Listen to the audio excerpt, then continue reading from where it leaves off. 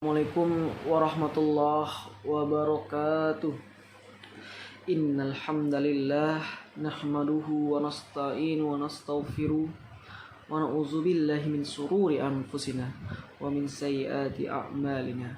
May yahdihillahu fala mudilla lahu wa ma yudlilhu fala hadiya lahu. Asyhadu an la ilaha illallah wa asyhadu anna Muhammadan abduhu wa rasuluh. La nabiyya ba'da amma ba'du. Pertama dan utama sekali, marilah kita panjatkan puja dan puji syukur kita kepada kehadirat Allah Subhanahu wa taala yang mana Ia telah melampiaskan rahmat dan hidayahnya sehingga kita dapat berkumpul, kita dapat melakukan aktivitas kita dengan baik hingga sekarang. Sholawat besertakan salam tidak lupa kita hadiahkan kepada Nabi besar Muhammad sallallahu alaihi wasallam.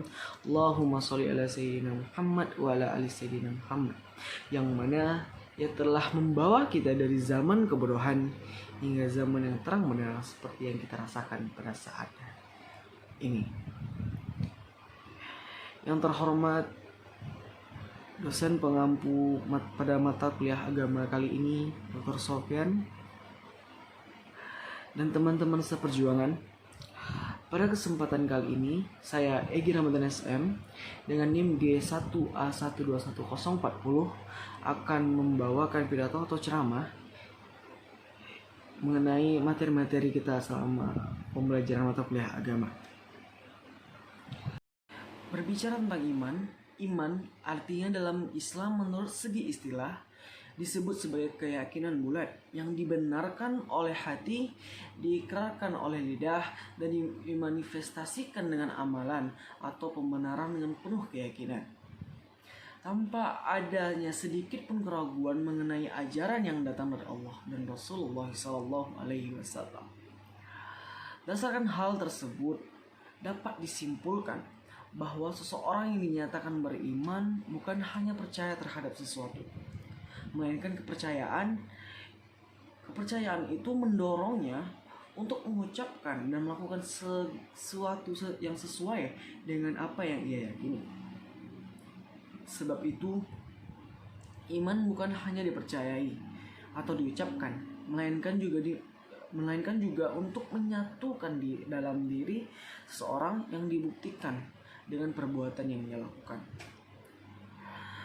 Nah, pemahaman iman itu begitu penting untuk diterapkan dalam kehidupan sehari-hari. Dan seorang yang memahami hakikat keimanan tentunya akan berusaha untuk menerapkan yang ia yakini selama tidak terdapat faktor-faktor tertentu yang turut mempengaruhi. Makna iman tidak hanya dipahami dalam arti yakin atau sekedar percaya saja, namun lebih daripada itu.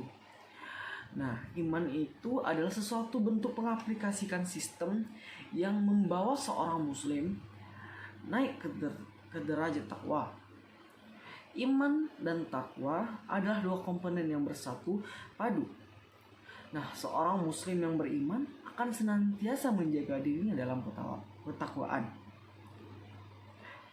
Dewasa ini banyak remaja yang kurang memahami tentang keimanan yang sebenarnya, sehingga belum terwujud dalam bentuk akhlak yang baik.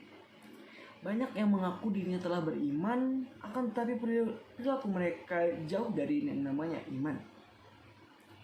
Jangan jauh-jauh, bisa kita lihat saja dari ibadah. Banyak dari aplikatif ibadah, mereka jauh dari iman, jauh dari namanya iman. Seperti mereka meninggalkan sholat, menganggap membuka aurat itu biasa, mereka tidak menutup aurat mereka, dan bertutur kata yang tidak sopan, dan lain yang belum menunjukkan kesesuaian yang pengakuan keimanannya. Dan itu belum melambangkan bahwa mereka beriman, karena bisa dilihat dari cara ia beribadah yang masih bolong-bolong, dan tentang bagaimana ia belum bisa menutup auratnya secara penuh dan bisa bertutur kata baik sesuai ajaran yang diajarkan.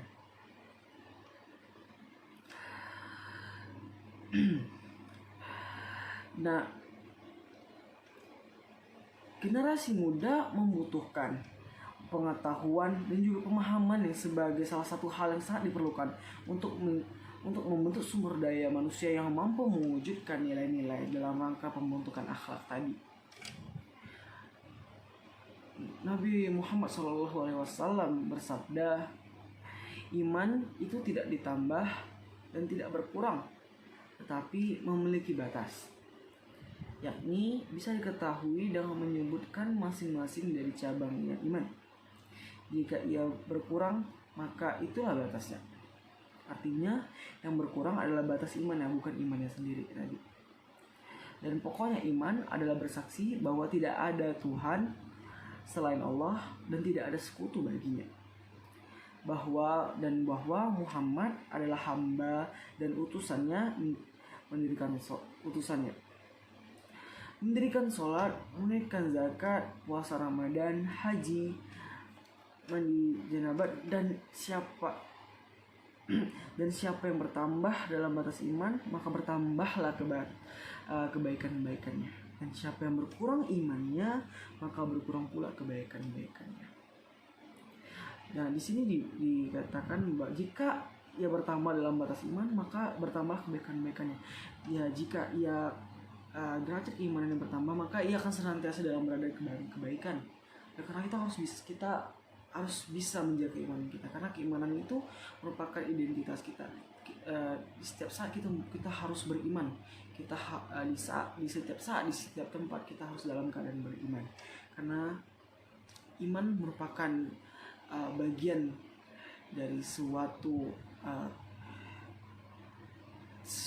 identitas kita yang harus kita jaga selalu. Baiklah, mungkin itu saja dari saya. Apabila ada kesalahan, saya mohon maaf. Wabillahi taufiq wal hidayah. Assalamualaikum warahmatullahi wabarakatuh.